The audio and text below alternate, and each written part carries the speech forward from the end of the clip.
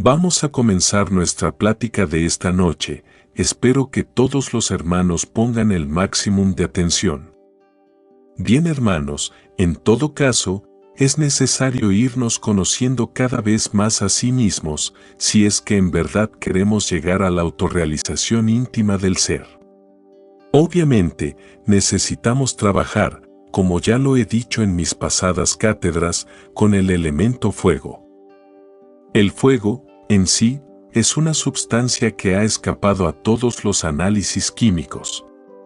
Dicen los científicos que es el producto de la combustión, lo cual es absolutamente falso.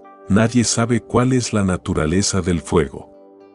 Sabemos, por ejemplo, que en la atmósfera existe el oxígeno y el nitrógeno. No ignoramos que en el agua está el H2O, o sea el hidrógeno y el oxígeno. Tampoco podemos ignorar que en la Tierra está el carbono. Pero, ¿cuál es en realidad la fórmula del elemento fuego? Cualquier hombre de ciencia nos hablaría del H2O, que 2 átomos de hidrógeno y que 1 de oxígeno, que para formar agua. Pero hagamos el ensayo con el H2O y tratemos de unir los átomos de oxígeno e hidrógeno, tal como está en la fórmula, en un laboratorio, a ver si es cierto que resulta agua. Obviamente que no. ¿Por qué? Porque falta algo. ¿Qué? El elemento fuego. Entonces la fórmula del H2O está incompleta, eso es obvio. Así que el fuego escapa a todo.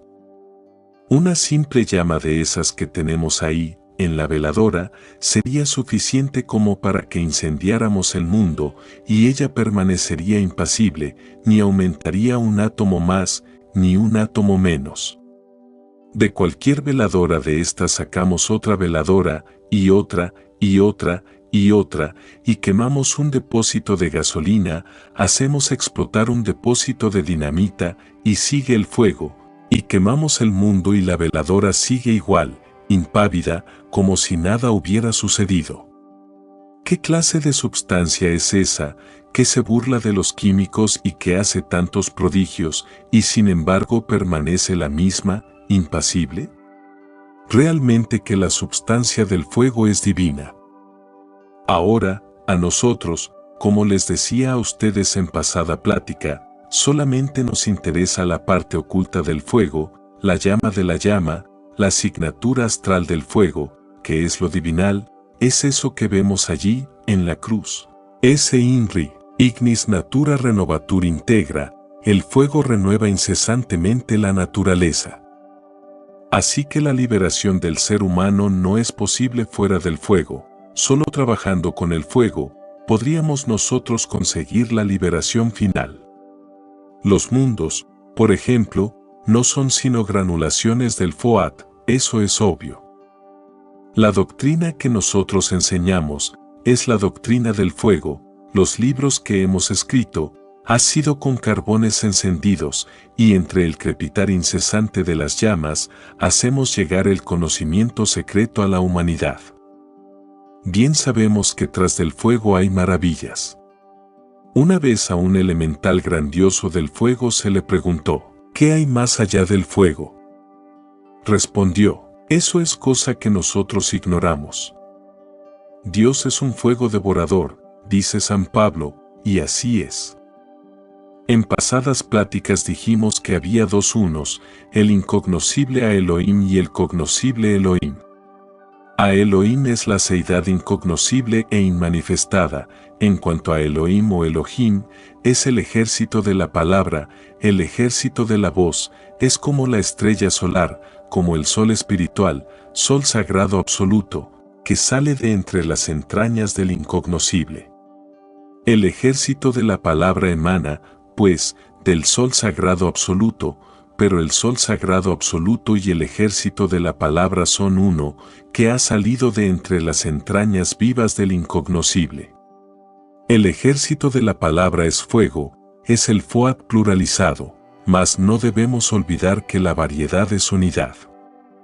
El ejército de la voz está constituido por todas esas millonadas de Yanchuans, creadores del universo, y todos ellos son llamas de fuego ardiente. Pero vean ustedes qué grandioso es ese despliegue de Brahma, ese despliegue de la divinidad, ese despliegue del gran fuego universal, como de lo incognoscible emana el demiurgo arquitecto del universo, que es fuego. Ahora bien, todo ese ejército de la palabra, todo ese ejército de los Yanchuans, obviamente están numeralizados, clasificados en grupos, de acuerdo con las ideas cósmicas universales. Ellos son números vivientes, creando y volviendo nuevamente a crear.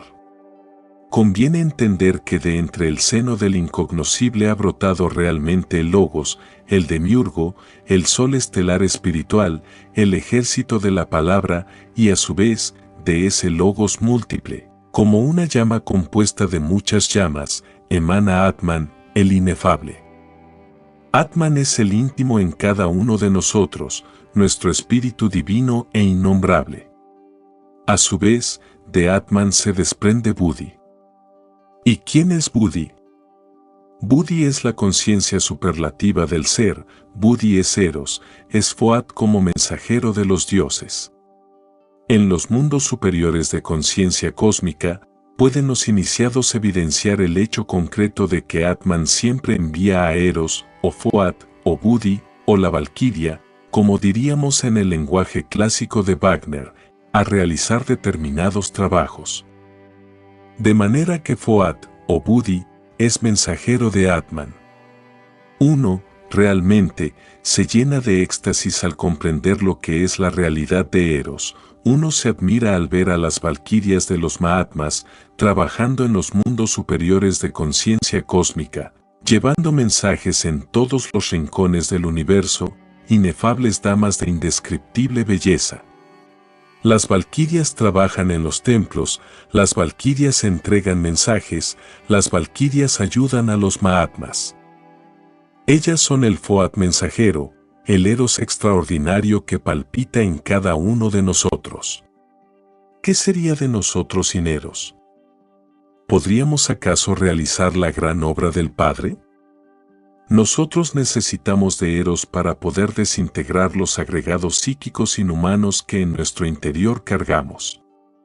Así, pues, la estrella que se ha desprendido del sagrado sol absoluto, es el demiurgo creador del universo, es la llama de la cual salen las 7 llamas santas. Esa llama es triple, pero de ella salen las 7 llamas, es decir, de la llama triple sale el eterno Heptaparaparsinok, del 3 sale el 7.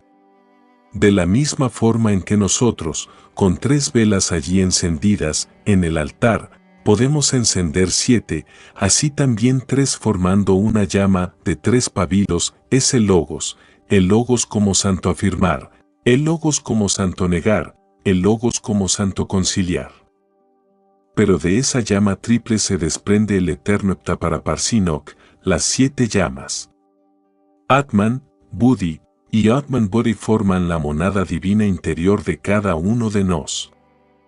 Luego sigue el mana superior o alma humana, lo que de humano tenemos, después viene esa mente que tenemos para pensar, que desgraciadamente está enfrascada entre los múltiples agregados psíquicos que constituyen el mí mismo, el sí mismo, el yo mismo, motivo por el cual decimos que no tenemos una sola mente, sino muchas mentes. Es obvio que si la substancia mental está embotellada entre distintos frascos, si se encuentra dividida entre los mismos, si la substancia de la mente está enfrascada entre muchos yous, pues entonces ya no hay una sola mente, sino muchas mentes, desgraciadamente. Pero lo que se esconde tras de todas esas mentes, el radical, es fuego, que sería en realidad de verdad el cuarto fuego, porque el quinto está detrás de todas esas emociones que cargamos, y en el iniciado auténtico en su cuerpo astral. La sexta llama está tras el principio de la vida, es el prana, es el fuego como prana o vida, y el séptimo arde en la misma médula espinal del asceta gnóstico.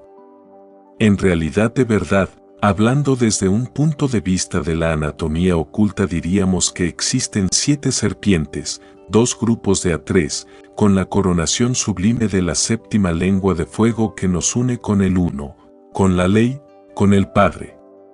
Si Atman recibe, en realidad de verdad, el principio ígneo del fuego, del incognoscible, por mediación del demiurgo creador del universo, no hay duda de que en Buddhi viene a quedar todo contenido. Con justa razón se nos ha dicho que el Buddhi es como un vaso de alabastro, fino y transparente, a través del cual arde la llama de Prajna. En el Buddhi, en el Eros, en la Valquiria, la doncella, la bella Helena de Troya, está contenido Atman, el inefable, pero al fin y al cabo, Atman Buddhi como mónada, son radicales. En una pasada cátedra dije que teníamos que trabajar con los 7 radicales y ya los hermanos creo que están informados de eso, que son los 7 aspectos del fuego en nosotros, las 7 lenguas de fuego en la anatomía oculta que emanan directamente del divino arquitecto del universo. Eso es obvio y así hay que entenderlo. La seidad, en sí misma incognoscible, es lo fundamental, de ella emana el fuego. Sat es seidad y de la seidad emana el fuego, es decir, el demiurgo arquitecto. Pero hay un punto sobre el que yo quiero recalcar esta noche, que si bien es cierto que el santo afirmar, el santo negar y el santo conciliar, es decir, el logoy interior de cada uno de nosotros, es radical, es el Buda íntimo de cada uno de nos, porque cada cual carga su Buda íntimo, aunque no lo haya encarnado. Ese Buda íntimo, a su vez, emana de Adi Buda y Adi Buda es el incognoscible. Individualizando, diríamos que cada uno de nosotros tiene su Adi Buda en el incognoscible espacio abstracto absoluto. De él emana nuestro Logoi, y estoy ya particularizando y concretando, y del Logoi, a su vez, emanan los 7 aspectos del Foat, del fuego. Cuando digo que hay que trabajar con el fuego, debe ser todo bien entendido. Debemos tener un poco de conciencia, más grande, sobre lo que es el fuego, hay que entenderlo mejor. La madre Kundalini, de que tanto hemos hablado, es fuego, es el Foat en nosotros, en nuestra anatomía oculta, es una variante de nuestro propio ser, pero derivado. Sí, necesitamos trabajar con el fuego, con ella, porque ella es la portadora del fuego. Ella, la serpiente ígnea, se revuelve aterradoramente entre los candeleros del templo. Esa cobra sagrada de los grandes misterios, es fuego que crepita entre el aura del universo. Solo ella puede reducir a cenizas los agregados psíquicos inhumanos que en nuestro interior cargamos. No es fácil cosa poder desintegrar la totalidad de los agregados psíquicos. Piensen ustedes que se procesan estos agregados en 7 niveles del ser. Hay santos que han logrado desintegrar agregados hasta en 5 y 6 niveles. Muy raro es aquel que logre desintegrar los agregados psíquicos en los 7 niveles del ser. Resulta que en los últimos niveles, especialmente en el 7º, tales agregados se vuelven terriblemente sutiles y suelen ser espantosamente difíciles. Si el iniciado no es lo suficientemente comprensivo, puede fracasar en la gran obra. En los niveles superiores del ser, existen cosas que sorprenden. Las máximas morales no sirven para el 7º nivel de trabajo, ni aún para el 6º. Los códigos de ética salen sobrando, los conceptos que uno tenía, basados en interpretaciones meramente superficiales sobre las sagradas escrituras, quedan destruidos, etc. Así, el iniciado tiene que independizarse no solamente de las fuerzas del mal, sino también hasta de las fuerzas del bien. Tiene que pelear contra las potencias del mal y contra las potencias del bien. En última síntesis, el bien se vuelve mal, y muchos aspectos que parecían del mal, se vuelven bien, y hay que pasar más allá del bien y del mal, y conocer lo bueno de lo malo y lo malo de lo bueno. Las estructuras dogmáticas de la ética convencional, en el fondo, solo servirían de escollo para el que marcha por la senda de la autorrealización. Esa es la cruda realidad de los hechos. Hay una tendencia de las gentes a interpretar todo a su modo, superficialmente, y quien quiera trabajar ya en un séptimo nivel, tiene que ser estrictamente comprensivo, pasar más allá de todo dogma y hacer un inventario de sí mismo para saber qué es lo que le sobra y qué es lo que le falta. Muchas veces, una bella virtud puede servir de escollo al navegante, a veces, hasta gemas muy preciosas de la espiritualidad sirven de obstáculo. Por eso es que es tan difícil poder desintegrar los agregados psíquicos en los 7 niveles del ser, por eso. Por otra parte, hay que aprender a manejar los 5 cilindros de la máquina orgánica, porque los agregados que tenemos están relacionados con los 5 cilindros de la máquina orgánica. ¿Cuáles son esos 5 cilindros? Centro intelectual, ¿dónde está? Ya sabemos que en el cerebro. Centro emocional, ¿dónde está? En el corazón, plexo solar y centros del sistema nervioso gran simpático. Centro, motor, ¿dónde está? Parte superior de la espina dorsal. Centro instintivo, ¿dónde está? En la parte inferior de la espina dorsal. ¿Y el centro sexual? En el sexo. Hay agregados psíquicos del centro intelectual, como los hay del emocional, como los hay del motor, como los hay del instintivo, como los hay del sexual, eso es obvio. Uno tiene que estudiar los agregados psíquicos en cada centro, para ver cómo se comportan, es cuestión de autorreflexión y experiencia directa, observación psicológica, etc. En todo caso, no puede ser desintegrado un agregado sin la ayuda de la Divina Madre Kundalini, la cobra de los grandes misterios, y ella exige, para la desintegración de cualquier agregado psíquicos, previa comprensión del defecto psicológico que queremos reducir a cenizas, eso es obvio. Primero debemos descubrir el defecto y después trabajarlo, necesitamos de la autorreflexión evidente del ser, para llegar a la comprensión de fondo, digamos, necesitamos de la meditación íntima, si es que queremos entender, realmente, tal o cual defecto. Pero una vez comprendido, hay que trabajarlo con la divina cobra sagrada de los grandes misterios. Solo así podríamos eliminarlo. Y repito, cualquier defecto está relacionado con algún centro de la máquina orgánica, más con ayuda del fuego, ese que viene del demiurgo creador del universo hasta la manifestación, a través de todos estos niveles del ser, podemos reducir a cenizas cualquier elemento psíquico indeseable. Así que tienen que familiarizarse ustedes un poco más con el fuego, aprender a sentir con el fuego, aprender a pensar con el fuego, a adorar el fuego, como lo hacen los parsis, tal como los cristianos cuando exclaman, Dios es un fuego devorador, como los parsis, que adoran el fuego, como los miembros de cualquier tribu maya, o tolteca, o zapoteca, o inca, que rinden tanto culto al fuego, en el fondo pertenecen al más puro paganismo y al más delicioso esoterismo crístico. Solo con el fuego podemos desintegrar los agregados psíquicos. Mis caros hermanos, de entre los centros que nosotros tenemos en nuestro organismo, no hay duda de que el más difícil de controlar es el centro emocional. Porque el intelectual, aunque cueste trabajo, al fin con ciertas disciplinas, más o menos lo vamos controlando. El motor, que es el que produce los movimientos, y que está situado en la parte superior de la espina dorsal, es controlable también. Uno puede controlar los movimientos de su cuerpo, caminar si quiere caminar, levantar un brazo, si quiere levantarlo, o no levantarlo si no quiere levantarlo, arrugar el entrecejo o no arrugarlo.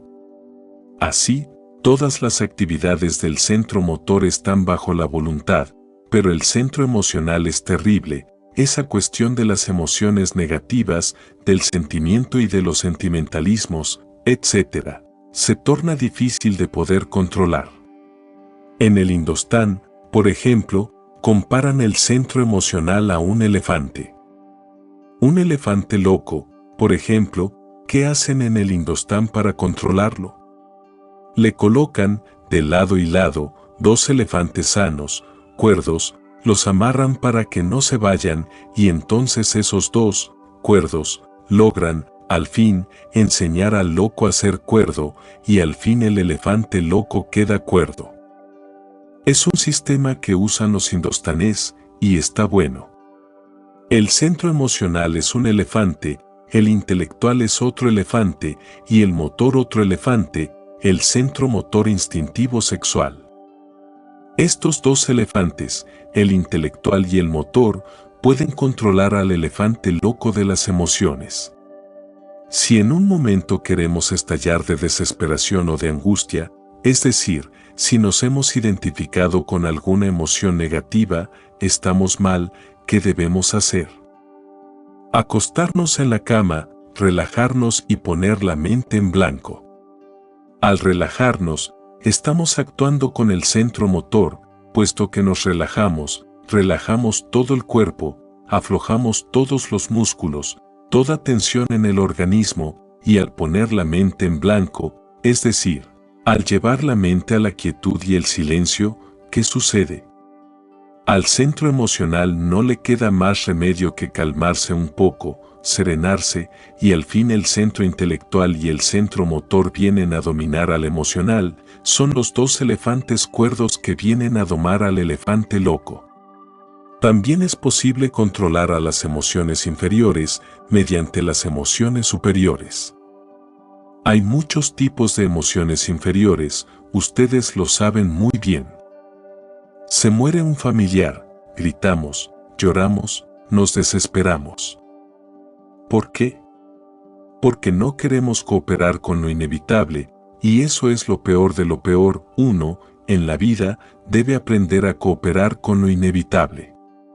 No nos conformamos, porque se nos murió un ser querido, y gritamos llenos de angustia y no aceptamos, y vemos el cuerpo dentro del féretro, ahí, y sin embargo no nos parece que esté muerto, y no lo creemos. No es posible para nosotros que ese ser haya muerto, y nos entregamos a la angustia y a la desolación.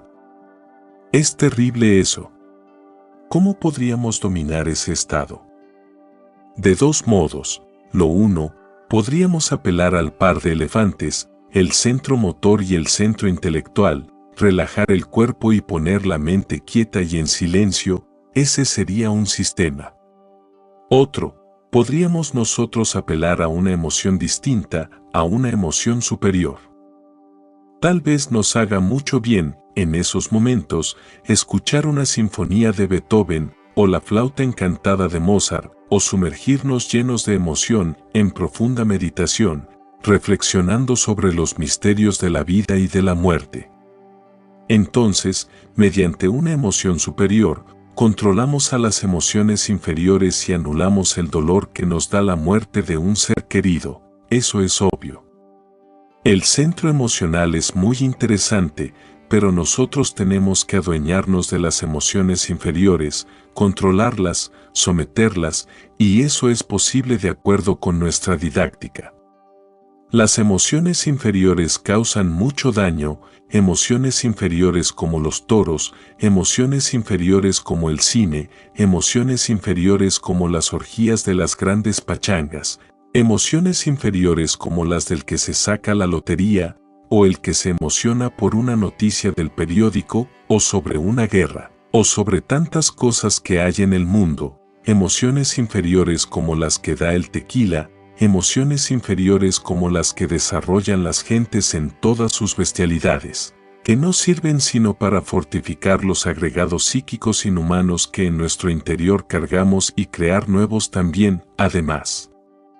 Es necesario eliminar las emociones inferiores, mediante las emociones superiores, eso es posible, aprender a vivir una vida edificante y esencialmente dignificante, eso es fundamental, de lo contrario, no sería posible progreso alguno. ¿Cómo? ¿De qué manera? Ante todo, necesitamos ser más sinceros con nosotros mismos, a fin de desarrollar el centro emocional superior y liberarnos de las emociones meramente negativas y superficiales. Hay gente que es cortés con nosotros, son decentes, hay gente que le brinda amistad a la otra gente, pero ese es el aspecto público o exotérico, dijéramos, pero eso no es todo. Sabiendo que tenemos una psicología interior, no basta solamente sabernos portar decentemente con otras gentes, no basta solamente la fragancia de la amistad desde el punto de vista externo. ¿Cuál es el comportamiento que nosotros tenemos internamente para con la otra gente? Normalmente, quienes brindan amistad a otra persona tienen dos facetas, la de afuera y la de adentro. La de afuera, aparentemente es magnífica, pero la de adentro, ¿quién sabe? ¿Estamos seguros de que no criticamos al amigo a quien le hemos brindado tanta estimación? ¿Estamos seguros de que no sentimos alguna antipatía por algunas de sus facetas?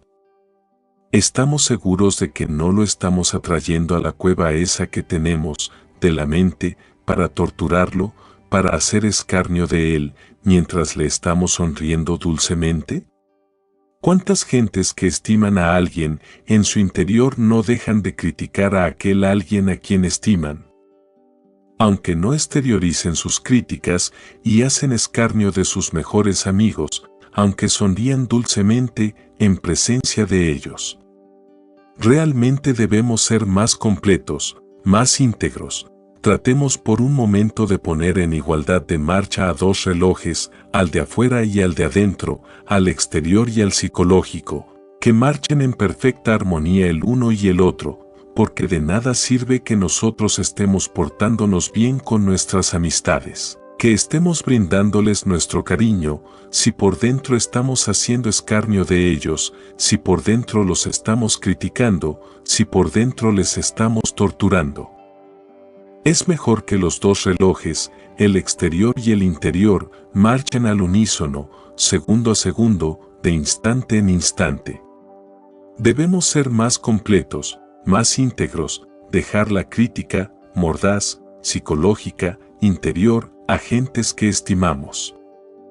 ¿Cómo es posible esa contradicción, que estimemos a una persona y por dentro la estemos criticando, que estemos hasta hablando bien de esa persona a quien estimamos, pero por dentro nos la estemos tragando viva? Ahora, ustedes deben saber muy bien que dentro de cada uno de nosotros vive mucha gente, todos los yos. Cuando uno agarra un yo de esos y lo estudia con el sentido de la autoobservación psicológica, puede evidenciar que tiene los centros, el centro intelectual, el centro emocional y el centro motor instintivo sexual, es decir, que posee los tres cerebros. Cualquier yo tiene mente embotellada, tiene voluntad embotellada, es una persona completa.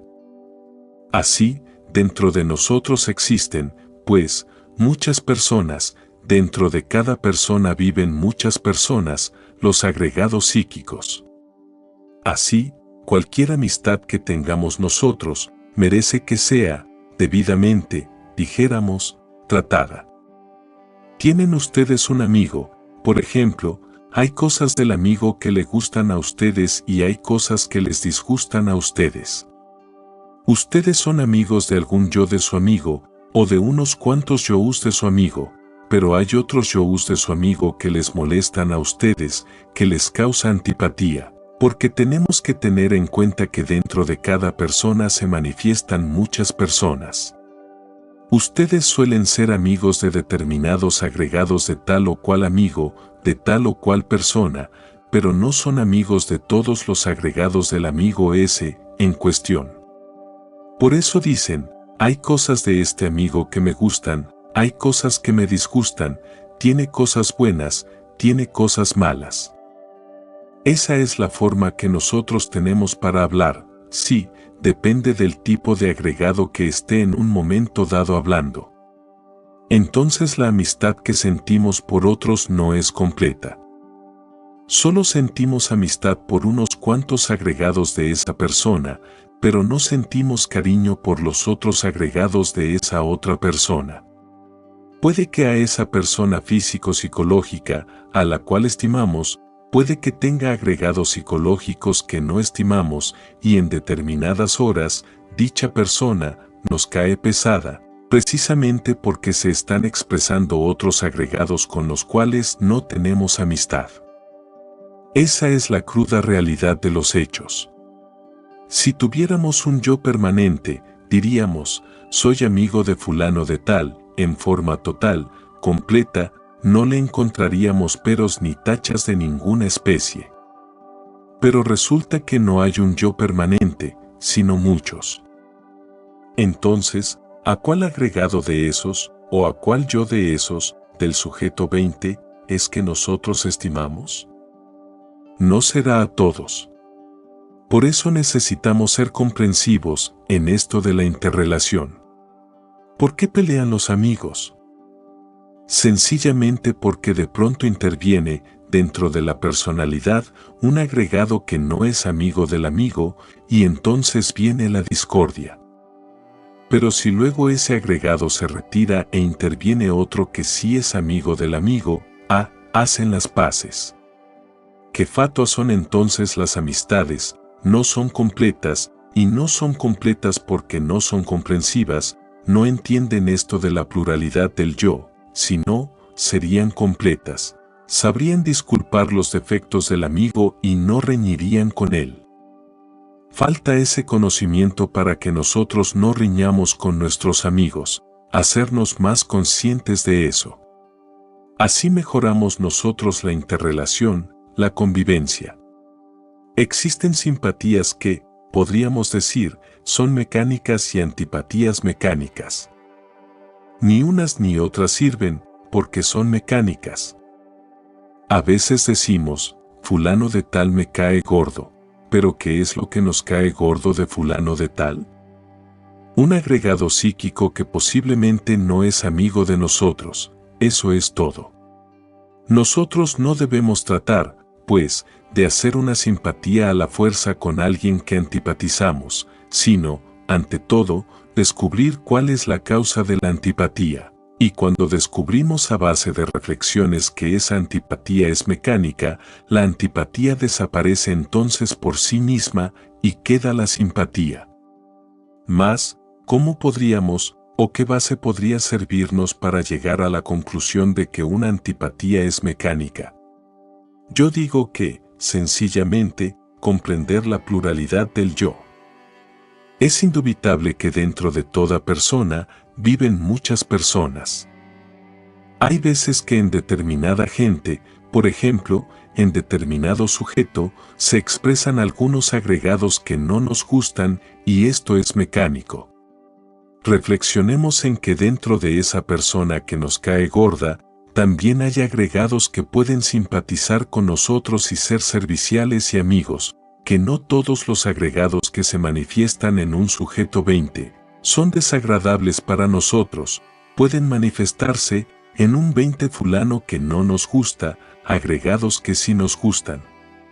Si reflexionamos en eso, si comprendemos este punto de vista de la pluralidad del yo, desaparece la mecánica antipatía, que es tan perjudicial, porque desarrolla cada vez más y más los elementos psíquicos inhumanos que están relacionados con el centro emocional negativo.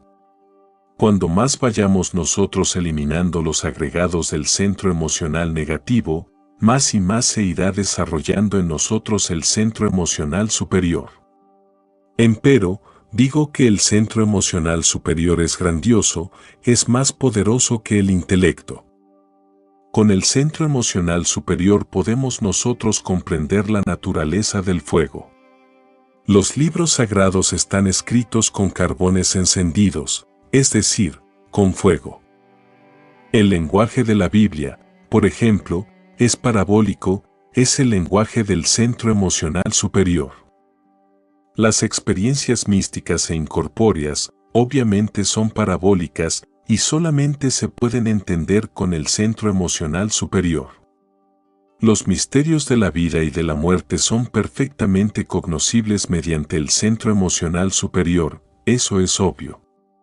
Les he dicho a ustedes que la mónada en nosotros es lo más importante, que cuanto más vayamos eliminando los elementos psíquicos inferiores, más y más iremos recibiendo las radiaciones de la mónada. Esta mónada es Atman Body. Atman es el inefable, él recibe la fuerza que viene del demiurgo creador, el demiurgo, a su vez, la recibe de Adi Buda, la seidad incognoscible. Atman, como desdoblamiento del divino arquitecto del universo, es inefable, es lo que se llamaría el Paramatman o el Siva Tattva. Buddhi, a pesar de que es tan espiritual, resulta más corpóreo, dijéramos, más concreto que Atman. Buddhi Eros, como principio ígneo, obviamente se va haciendo cada vez más evidente para nosotros. Sus radiaciones nos van llegando cada vez más y más hondo a medida que vayamos disolviendo las emociones negativas del centro emocional y conforme el centro emocional superior se vaya desarrollando.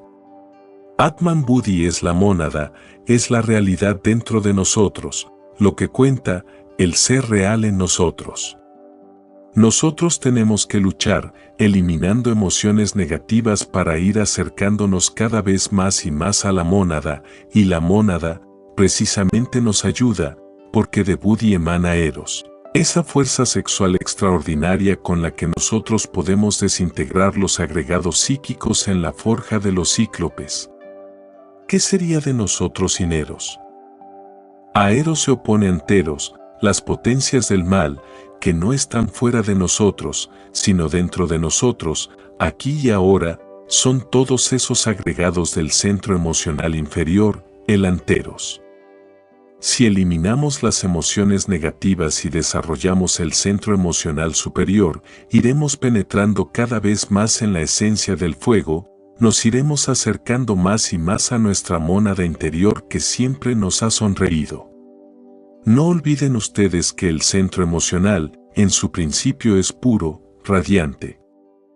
Las emociones inferiores, ubicadas en las partes o en los puntos inferiores del centro emocional, constituyen el emocional inferior, pero si eliminamos las emociones inferiores, entonces queda todo perfecto como una flor de loto deliciosa, el centro emocional superior. En todo caso, Atman es el rayo que nos une al Logos y al Adi Buda. Y la fuerza de Adi Buda y del Logos interior llega a Atman y en Buddhi queda contenida, pero el acercamiento a Buddhi es imposible mientras nosotros tengamos emociones negativas. En otros términos, el acercamiento a la mónada se hace difícil si continuamos con las emociones inferiores. No debemos aceptar emociones inferiores dentro de nosotros, debemos cultivar las emociones superiores, la música, debemos escuchar a Beethoven, debemos escuchar a Mozart, a Liszt, a Tchaikovsky, debemos aprender a pintar, pero que los cuadros que pintemos no sean infrahumanos, debemos verter en ellos nuestros sentimientos más nobles. Todo lo que nosotros hagamos debe ser dignificante y esencialmente edificante. Uno se llena de éxtasis al contemplar las columnas corintias de los tiempos antiguos, o los mármoles de Roma y de Atenas, las esculturas magníficas de una Isis morena en la tierra de los faraones, o de un Apolo, o de la Venus de Milo, o de la casta Diana.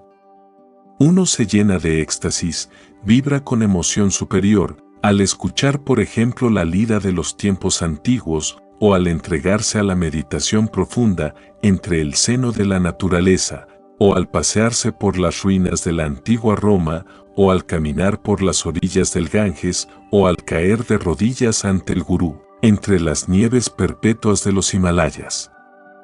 Entonces vibra la emoción superior. En los tiempos antiguos, allá en la Lemuria, en las épocas en que los ríos de agua pura de vida manaban leche y miel, cuando todavía la lira de Orfeo no había caído sobre el pavimento del templo, hecha pedazos, el centro emocional superior vibraba intensamente en cada ser humano.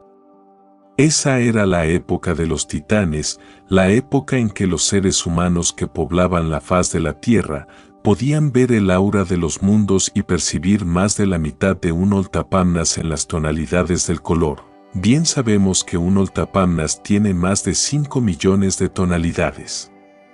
Pero cuando el centro emocional inferior se desarrolló con las pasiones violentas, con la lujuria, con el odio, con las guerras crueles entre hermanos, entonces ese sentido se atrofió. Quedó metida la humanidad dentro de este mundo tridimensional de Euclides.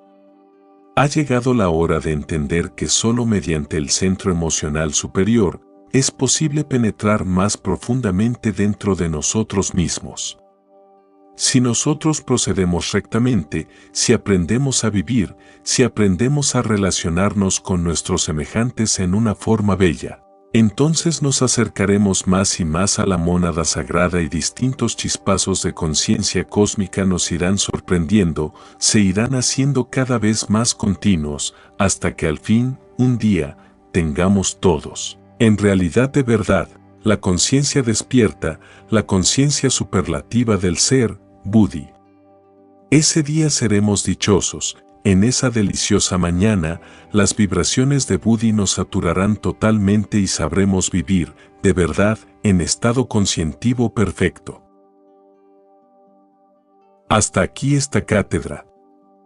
Ahora doy plena libertad para que los aquí presentes interroguen, hagan preguntas sobre el tema, pero sin salirse del tema. Maestro, ¿por qué se pronuncia usted contra las virtudes? Ya ves tú cuán fácil es tergiversar la enseñanza.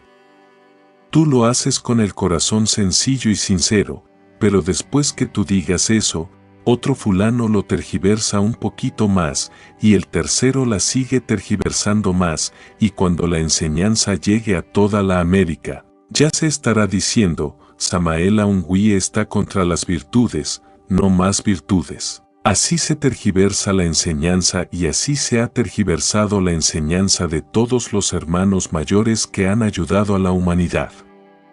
¿Qué quedó del budismo? ¿Me puedes decir tú? Gautama Sakyamuni habló contra el abominable órgano cundartiguador.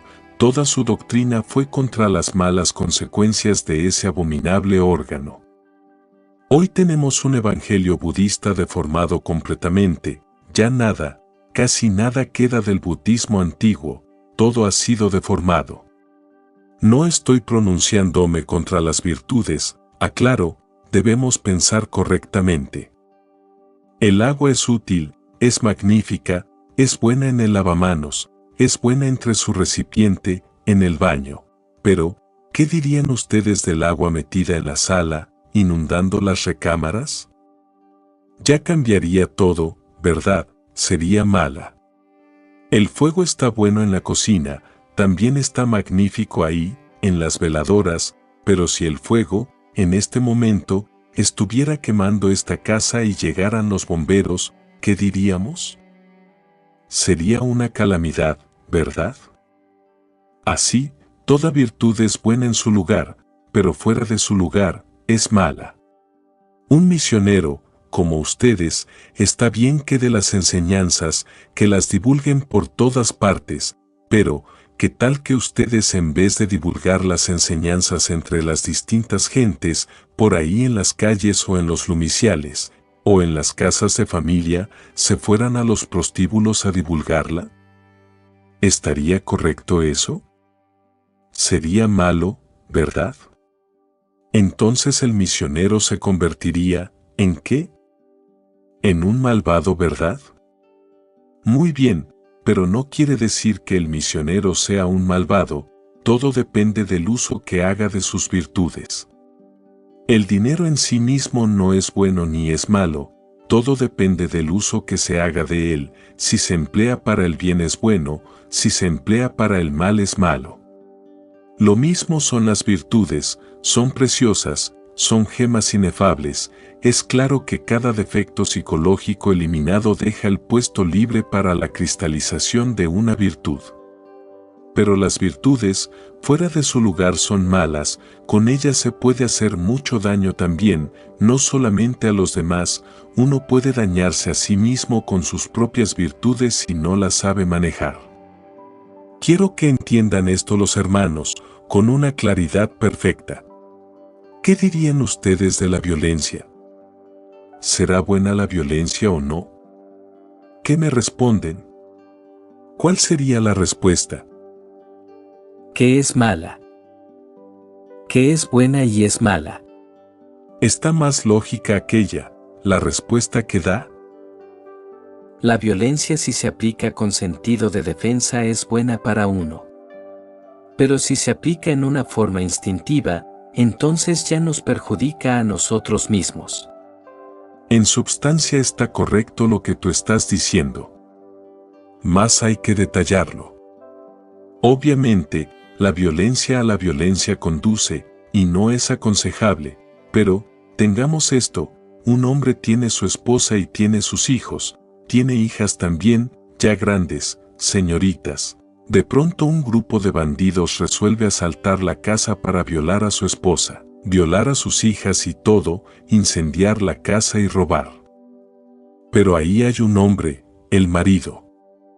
Él siente cuando los bandidos penetran en la casa, es consciente de eso, pero en vez de empuñar un arma para la defensa de su hogar, bendice a los bandidos, porque está en el camino, está en la senda, que Dios os bendiga.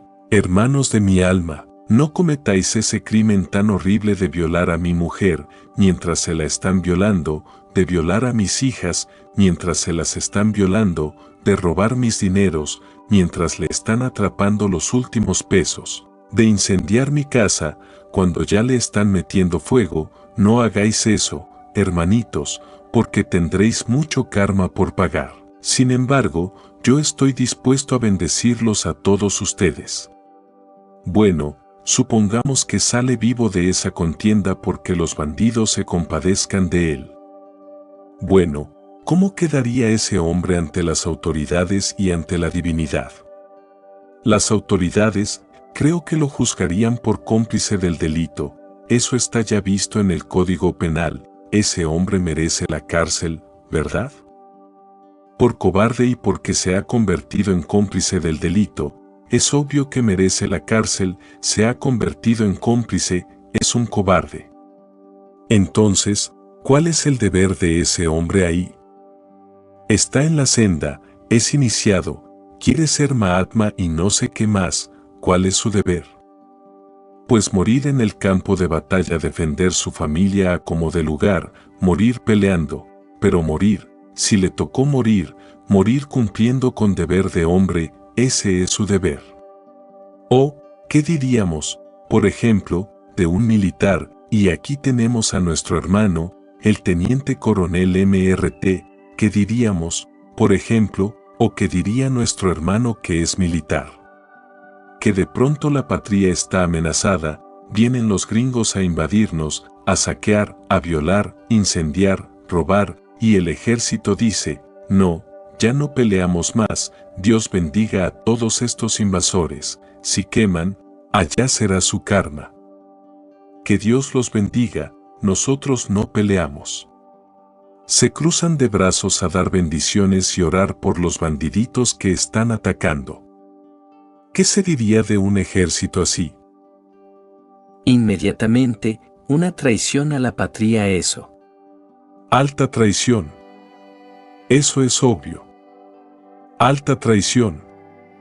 Condenable, no solo por los jueces de la tierra, sino por la divinidad. ¿Cuál es, entonces, el deber del ejército en ese momento? Atacar, defender. Defender, hay que usar las armas. De manera que las armas en sí mismas no son ni buenas ni malas, todo depende del uso que se haga de ellas. Si se emplean para el bien, son buenas, pero si se emplean para el mal, son malas, todo depende. Así pues, esto de las virtudes es algo que hay que reflexionar mucho, muchísimo, porque con las virtudes también no solamente se puede dañar a otros, sino dañarse a sí mismo. A ver, ¿va a preguntar algo el hermano? Yo no he entendido en el Ramayana por qué Krishna incita a Arjuna a que pelee en contra de sus parientes. Yo no he sabido interpretar eso, Eso no lo he entendido. Bueno, que viva, que viva, que viva Krishna con sus ánimos que le da a Arjuna. Y que viva esa pelea contra los parientes, eso es maravilloso. Yo mismo estoy de acuerdo, vamos a pelear contra todos los parientes. Desenvainemos la espada y vamos contra todos. Es que, ¿sabes tú cuáles son esos parientes? Pues, son todos los agregados psíquicos que en nuestro interior cargamos. Contra ellos hay que pelear y muy duro aunque nos duela, son nuestros parientes, pero hay que darles chicharrón y ni modo.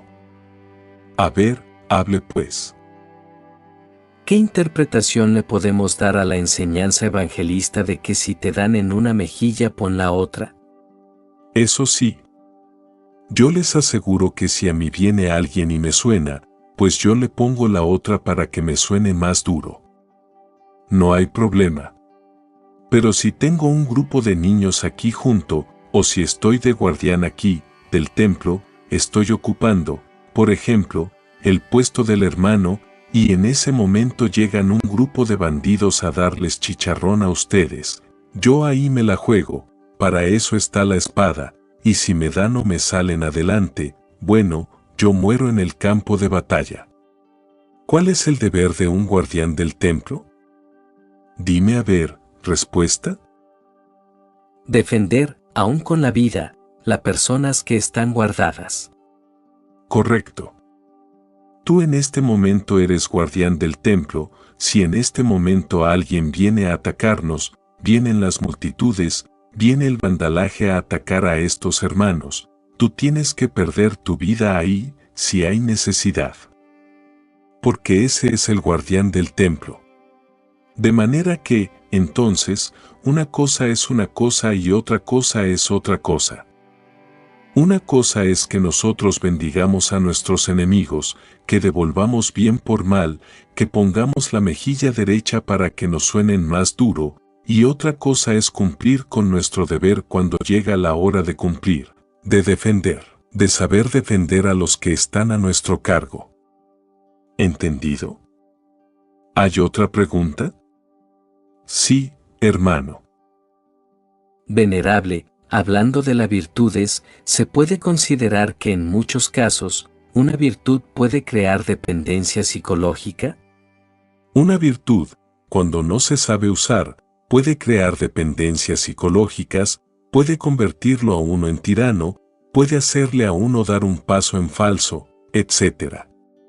Por ejemplo, ¿cuántos jueces que tuvieron la virtud del cumplimiento de su deber en épocas la Revolución Francesa, enviaron a los inocentes al cadalso?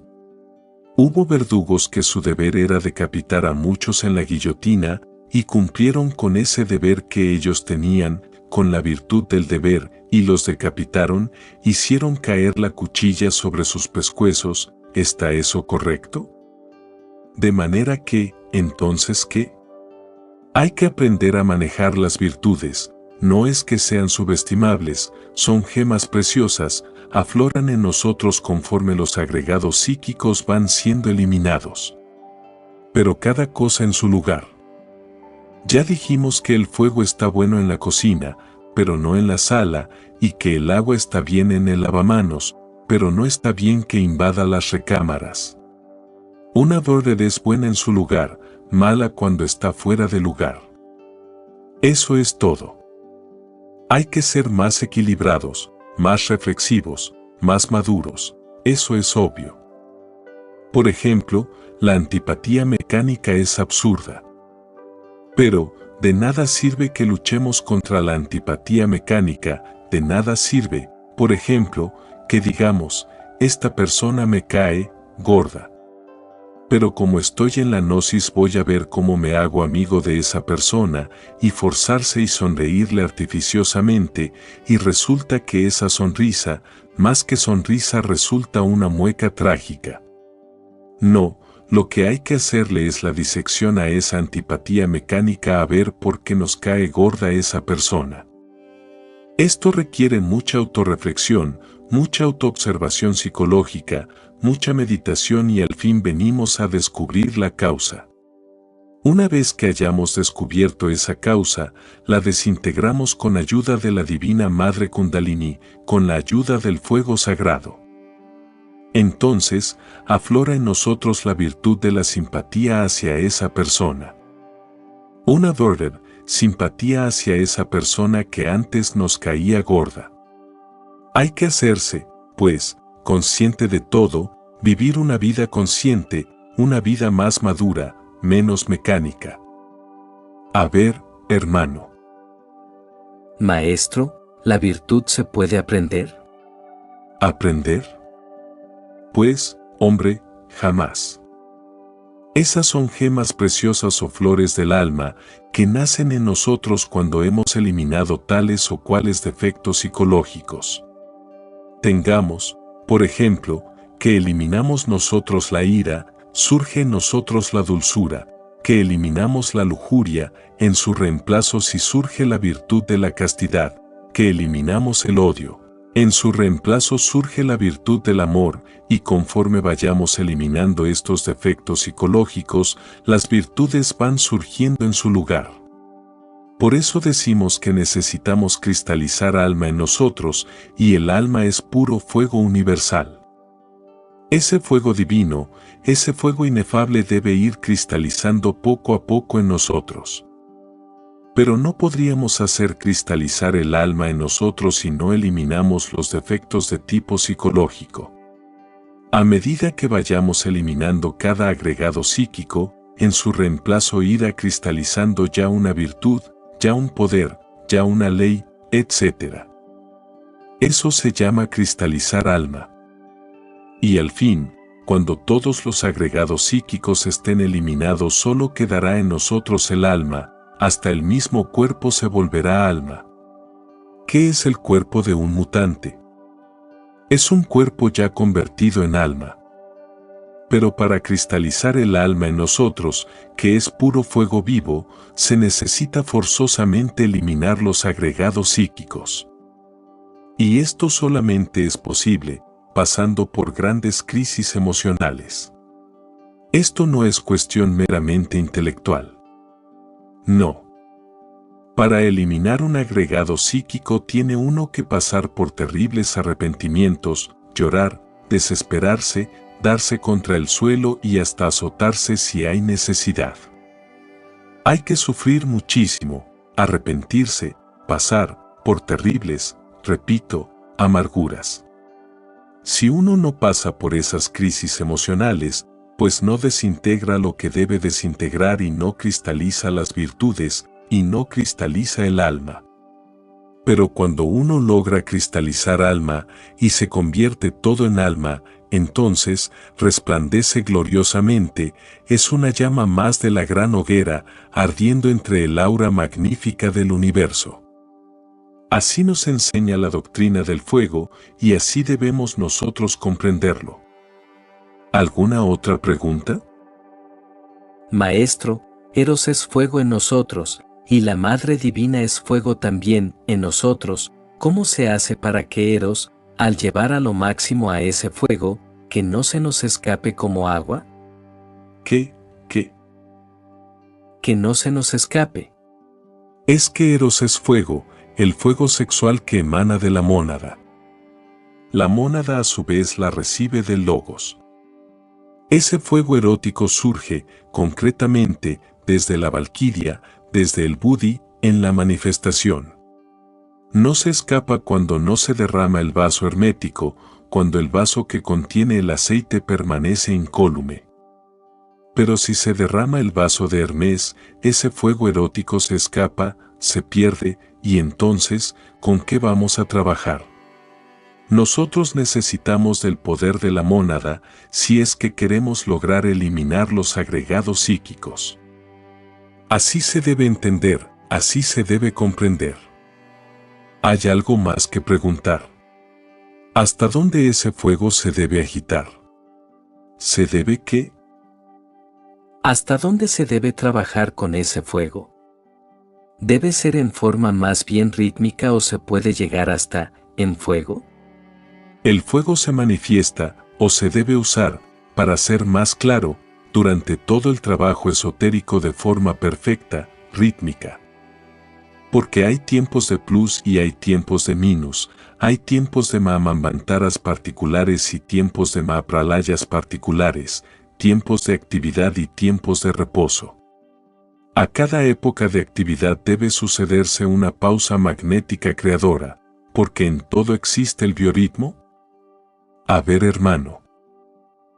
Maestro, volviendo a lo de las crisis emocionales que usted mencionaba, ¿sería congruente que una persona que esté interesada, realmente, en hacer la gran obra, pidiera hacerlo y hiciese pasar por esas crisis emocionales? El ser es el ser y tiene muchas partes. ¿A cuál parte del ser te estás refiriendo? Por lo menos al entrenador psicológico, al Anubis particular. Cada parte del ser merece ser reflexionada, porque sabemos muy bien que de la llama única emanan las 7 llamas, y las 7 se multiplican por 7, y a su vez, sigue así por otras 7, etcétera, etcétera, etcétera. De manera que uno solo hace una parte, las otras partes del ser tienen que trabajar también, eso es obvio, cada llama está obligada a trabajar. Pero, obviamente, es la Madre Divina Kundalini, la esposa de Shiva, la obligada, realmente, a realizar el máximo del trabajo, y en cuanto a las crisis emocionales, es cuestión del centro emocional superior, es cuestión de comprensión. Cuando uno comprende lo absurdo que ha sido, cuando uno se da cuenta de que uno no es más que una piltrafa humana que no vale nada, entonces surge el arrepentimiento por todos los delitos cometidos. Y de ello deviene la crisis emocional natural, no fingida, sino sentida de verdad, eso es todo. Maestro, cuando se dice que el agua es el habitáculo del fuego, ¿se está diciendo que el fuego proviene del agua, o es el fuego, el primer elemento que le da vida a los demás elementos? El agua puedes tú analizarla. Encuentra la fórmula H2O. Pero esa H2O sin FOAT quedaría incompleta, hay que añadirle a la fórmula el FOAT. De manera que, entonces, no podría existir el agua sin el elemento fuego, que es lo primordial, es lo fundamental. Cuando el fuego condensa, primero lo hace en aire, después en agua y por último en tierra. Tú puedes conocer los elementos químicos del agua, el H2O, puedes conocer los elementos químicos de la tierra y saber lo importante que es el carbono. Puedes conocer los elementos químicos del aire y saber lo que es el nitrógeno y el oxígeno, pero, ¿cuáles son elementos químicos del fuego? ¿Quién ha analizado esa sustancia? ¿Cuál es su fórmula? Está muy desconocida. ¿Por qué? Porque es la expresión viva de la seidad, es la reflexión del logos en el universo. De manera que del fuego sale todo. Y si no trabajamos con el fuego desintegrando nuestros defectos psicológicos, marcharemos por el camino del error. Maestro, entonces, Lucifer se dice que es, ¿qué relación tiene Lucifer y la Madre Divina en nosotros y en el trabajo en la fragua? Lucifer es el fuego, es el FOAT, es el azufre de los alquimistas medievales. Obviamente, es la reflexión del Christus cósmico o del Vishnu en nosotros y dentro de nosotros. Obviamente, Él desciende hasta las profundidades de nosotros mismos. En cuestiones de esoterismo crístico decimos que es el diablo, cuando todavía nosotros no hemos eliminado los agregados, porque en él se reflejan entonces todos nuestros defectos. Pero si nosotros desintegramos nuestros agregados psíquicos, él resplandece y se integrará con nosotros para transformarnos y convertirnos en mutantes. ¿Qué es un mutante? Es un hombre integrado con Lucifer, eso es un mutante. Lucifer nos da todos los poderes, nos da el elixir de larga vida, nos da el poder sobre los elementos del fuego, de los aires, de las aguas y de la tierra. Pero para que Lucifer resplandezca en nosotros, se integre con nosotros, necesita primero ser blanqueado.